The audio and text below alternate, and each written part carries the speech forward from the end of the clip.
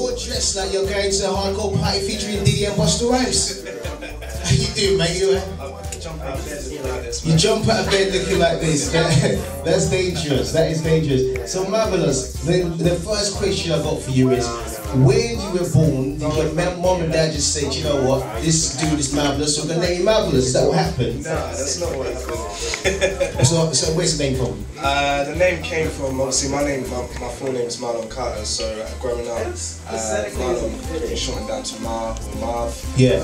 Became Marvelous. Yeah. And then 3 years ago my little boy was born. His middle name is Styles, South Star kid from the South of England, not South London. You see, I knew it. You see, I'm actually from Portsmouth. You mentioned it. You're joking. Come on. I'm telling you, I can see these things before they happen. Just joking. But so, how did you get into the music industry? You've been in the music industry for a couple of years now, right? How did you get into the music industry? I was just started off like listening to what was like when Westwood was big back in the day. I used to listen to that growing up, and I had a lot of old friends that used to play like hip hop, like Tupac and Biggie, and they kind of took me under their wing, and I started listening to that music, and then I just started putting rhymes together. I just started working, managed to get some instrumentals, recorded a little tape at school, and then just kind of took off from there. And when I left school, that was when I decided this is what I want to do. Definitely. Kind of just been grinding ever since. So what's the kind of, what would you say is one of the major achievements you've done so far in your music career? To be honest with you, it's moving to London, man. That's a big step. You know? That's a big step, you know. Because what happens in Portugal? No disrespect to anyone for listening on Portugal, man. You know, I've never been. Don't plan to. I've got respect for them, but you know what happens in Portugal? Absolutely nothing, man. Nothing. But you know what? You could be the first artist to put Portsmouth right on the map. Yeah. You know, because someone's got to do it. Look at what Mike Skinner done for Birmingham. Nothing. So listen. You had a couple of mixtapes out. Yeah. What has been the most successful mixtape so far? It's the last one I put out, the Star Sign mixtape. Yeah. That got some big coverage out in the States, in LA, and New York as well. Definitely. So, you know, that's doing pretty well. Definitely. I'm about to drop another one called Inside the Trap as well, which is coming out in about 3 weeks. Definitely. And now you did. I was speaking to your manager the other day, and you know, she was saying to me, your work ethic is on the next level. You leave, breathe, and sleep music. How does someone leave, breathe? Because when I sleep, I don't think about anything than sleep. You leave, breathe, and sleep music. I go to sleep thinking about music, man. I'm always thinking about what I'm going to achieve next and how to achieve it. What kind of things need tidying up, who I need to get in contact with tomorrow, who hasn't replied to my emails. I'm just constantly, because it's just me and my manager out here, so it's just us two working together. We've only been working together for like 3 or 4 months. Yeah. So everything up until then has just been all me, man. That's fantastic. That's fantastic. I think we've got some questions from people. I mean, Jazz is ready. Jazz has got some questions as well. Do you want to go for it, Jazz? So, what do you have to expect from you for the rest of the year? Okay, well, on the 14th of February, we've got my first ever single coming out, The Wait Is Over, featuring Jojo F. So I'm releasing that. That's going to be distributed across the world, iTunes, Spotify, Amazon, all those platforms. And I'm just going to be collaborating with as many artists in London as I possibly can. And then maybe towards the end of the year, I'll put out an EP. But the rest of the year, I'm just concentrating on dropping single after single, shooting videos, and just getting them out in front of the world. Do we get to know when your next single's coming? I don't even know when that's going to be at the moment. It's coming soon. It's coming soon. It's recorded. There's a whole backlog of tracks that I'm going to be putting out. You're teasing us. Yeah. You can't let it all out. I mean, it's February, right? If you give it all out in February, there's going to be nothing to expect. You know, that's the marketing plan. It's got to be slowly but surely. So obviously you're blinging out, so that means you want to make a few dollars. So is the music industry paying then? Is it good? It's a lot better than it was last year. That's what I like to hear. You know, if you're better than last year, you're moving forward. It's all about progress, right?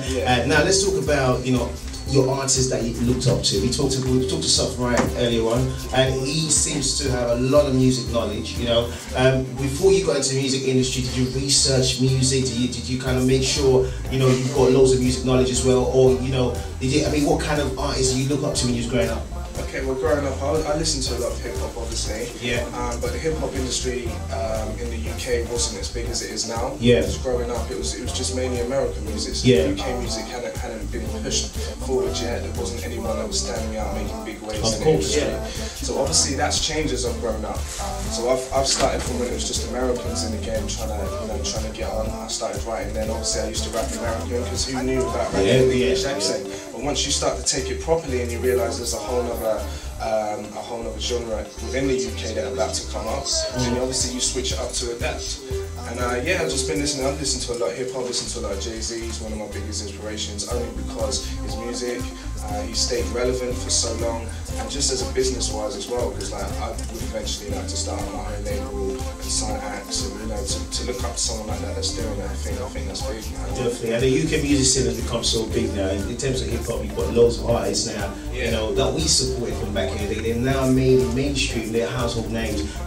Is it now kind of giving you much more confidence to think, if they can make it, I can do it too? Yeah. I just look at it like, well, I've been making this music for time now, and now these artists are making this music and coming through with it. That's just a sign for me, like, yeah, the time's now, which is why I timed it perfectly to move to London. So a lot of these UK artists now, they're jumping on the American type of beats, the trap kind of sound, and that's the music I've always wanted to make. Yeah. So then that's why I timed it perfectly to come to London when all that's popping up, and now I'm just, kind of slipping my music in there as well. So. Yeah, definitely. And I think Jess wants to say so. Jess wants to add something. So you're talking about the US influence. Yeah. Who do you like in the US at the moment? How do you think that compares to pre-hip hop? Okay. Before, talking like big era artists around there. Yeah. So in the US at the moment, obviously you've got Jay-Z, I like Big Sean, who else do I like? I like Drake, J. Cole, kind of like lyrical artists, lyrical rappers. I'm not one of these guys that's just ever going to come out and just talk rubbish on the track because my voice sounds good. Like, I have content behind me. But in the UK, like, I love Chip. Chip he's gone the way that I want to go. He's over there now in the States, well, he probably lives over here, but he's making that American sound. And they like it because you know what? It's a perfect merge of UK hip hop and American hip hop because you've got the UK accent, the UK flow on the American sound of production. Yeah. So both sides are going to love that.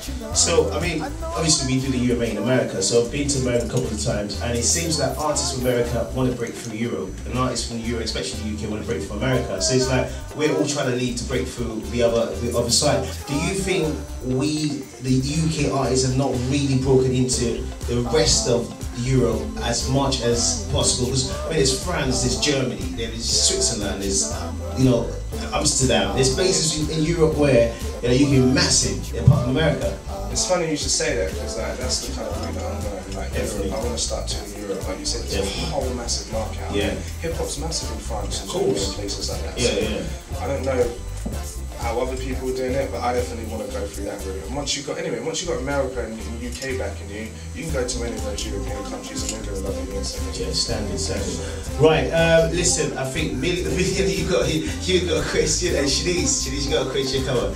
Shanice has got loads of questions in her head right now. Okay, apart from music, what do you like to do in your spare time? Of course you want to know that, don't you?